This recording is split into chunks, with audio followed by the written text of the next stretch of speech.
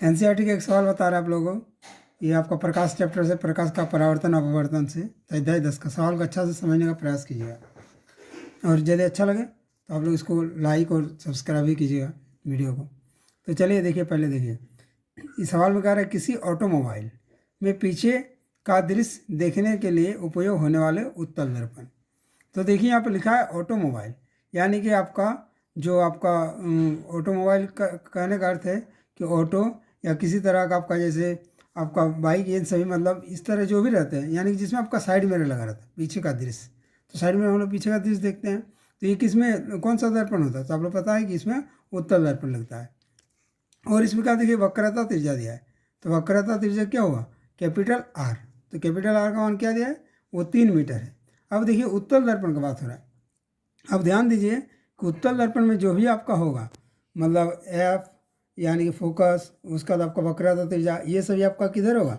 दाईं ओर होगा। और यहाँ देखिए हमने एक आपका कार्टेशियन ये बनाए हैं। तो इसमें देखिए आप लोग पढ़े हैं कार्तीय तल में कि इधर जो होता है दाईं ओर प्लस होता है, इसी तरह बाईं ओर माइनस होता है, ऊपर की ओर प्लस और नीचे की ओर माइनस होता है। तो इसी चिन्ह परिपाटी का यूज करके आपको यहाँ बनाना है। तो ये वक्रता त्रिज्या है, यानी कि आपका दाईं ओर होगी। तो दाईं ओर इसके वक्रता त्रिज्या प्लस ले ली, इसलिए लिखा +3 मीटर। उसका देखिए लिखा है कि एक बस इस दर्पण से 5 मीटर की दूरी पर स्थित है। तो इस जो बस है वहाँ से वो 5 मीटर, उस दर्पण से, जो दर्पण आपका लगा हुआ है वहाँ से 5 मीटर की दूरी। तो वो बस क्या, बस आपका जो है वो वस्तु है। तो वस्तु का दूरी को हम लोग यू से डिनोट करते, इसलिए यू। पर ये देखिए बस आपका किधर है ना, जब भी वस्तु रखेंगे हमेशा याद रखेंगे बाईं ओर रखेंगे, और बाईं ओर आपका क्या है, देखिए नेगेटिव साइन है, इसलिए यू का मान -5 मीटर लिया। तो ये आपको ध्यान रखना है, ये चिन्ह का यहाँ पर बहुत महत्व है। अब देखिए दर्पण सूत्र को आप लोग याद कर लीजिए, फॉर्मूला 1/v + 1/u = 1/f। तो पहले 1/v बराबर लिखेंगे 1/f - 1/u। अब वैल्यू को आप लोग पुट कर दीजिएगा। तो f का जगह देखिए, पहले हम लोग यहाँ पर r था, हम लोग जानते हैं फोकस दूरी वक्रता त्रिज्या में संबंध होता है। फोकस दूरी जो था वक्रता त्रिज्या का आधी होती है। तो वक्रता त्रिज्या दिया होता 3, तो r की जगह बैठा दिया 3/2, यानी कि हो गया 1.5 मीटर। तो ये आपका जो प्लस 1.5 मीटर हो गया, वो आपका फोकस हो गया, फोकस दूरी। अब हम लोग क्या करते हैं, तो एफ की जगह 1.5 बैठा दिए, माइनस, और यू जो है ये आपका बीम की दूरी वो -5 है, तो यहाँ पर -5 लिखे। यहाँ पर हम लोग क्या करते हैं, -5 का परिमेयकरण कर दिए, तो -1/5 हो गया। अब ये माइनस माइनस प्लस हो गया, +1/5, और यहाँ पर 0.5 है, तो इसको हम लोग तोड़ के ऐसे लिख सकते हैं 1/15/10। ये ऊपर जाएगा 10/15। मतलब सिंपलीफाई अपने तरीके से कर लीजिएगा।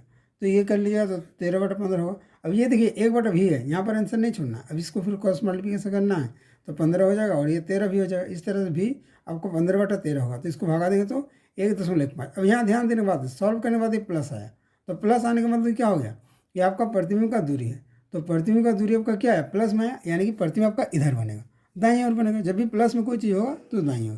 तो आपका देखिए वस्तु तो यहाँ पर माइनस में, इससे क्या पता चल, वस्तु बहुत बड़ा है क्योंकि 5 मीटर है, और यहाँ देखिए प्रतिबिंब वो 1.5 है, यानी कि प्रतिबिंब आपका जो दूरी होगा वो आपका क्या होगा, मतलब कम दूरी पर होगा, सामने होगा। ये हो गया पहला बात। दूसरा देखिए प्रतिबिंब इसीलिए लिखे कि दर्पण के पीछे हुआ, और 1.15 मीटर ये दर्पण है, तो दर्पण के पीछे यानी कि दर्पण में होगा, उस बात को कह रहा है। तो ये 1.15 मीटर दूरी पर है। अब देखिए दूसरा फॉर्मूला, इसको याद रखना फिर जरूरी है, आवर्धन निकालना होगा, क्योंकि आपका सवाल में पूछा गया प्रतिबिंब की स्थिति दिखाना है, प्रकृति और साइज भी दिखाना है, साइज मैंने उसका ऊंचाई भी। तो इसलिए आपको आवर्धन वाला फॉर्मूला लगाना होगा। तो आवर्धन का फॉर्मूला क्या होता है, देखिए m बराबर -v/u।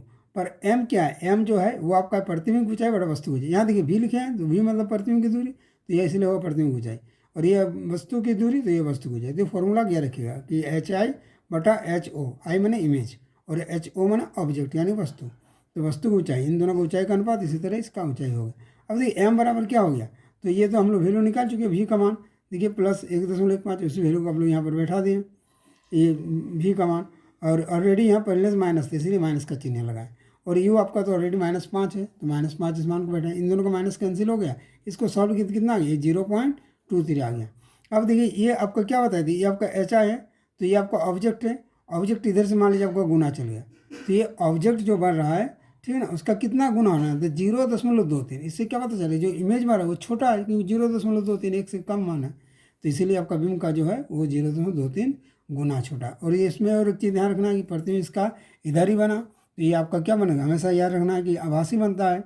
जब भी प्रतिबिंब की ओर बनेगा तो आभासी मतलब काल्पनिक हो गया, और सीधा बनेगा वस्तु जिसका बनेगा, इसका वस्तु देखिए यहाँ पर ये है वस्तु, तो इसका जो प्रतिबिंब बना, तो प्रतिबिंब देखिए इसका सीधा बना और इससे ये छोटा भी बना, तो इसका ये प्रॉब्लम, तो इस तरह प्रॉब्लम को आप लोग समझ के प्रैक्टिस कीजिएगा। Okay, thanks.